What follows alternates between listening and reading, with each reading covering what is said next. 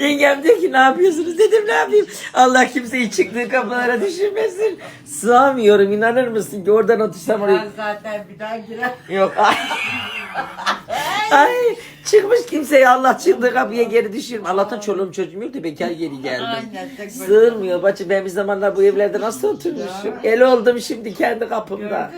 Bir de adetimiz hiç farklı ya. Hiç rahat edemiyorum hiç.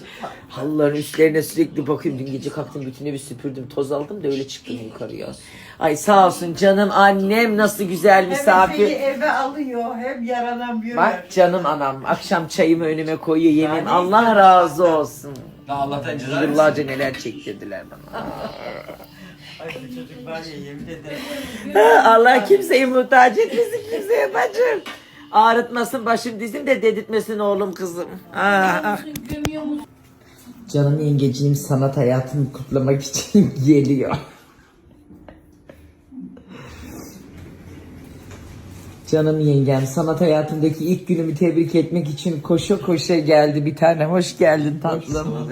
İlk günün derken. Tebrikler. Ay, Artist mi? Ailemizde bir tiyatrocu eksikti. Aynen. Tiyatro. Tiyatrocu. Ay bana dediler ki ay nasıl güzel alıştın. Ben dedim ki aşkım bizim hayatımız her gün tiyatro dedim. Bizim ailemizde dönen filmler hiçbir yer. Bir artist eksikti. Allah'ımıza şükür hoş geldiniz. Merhabalar.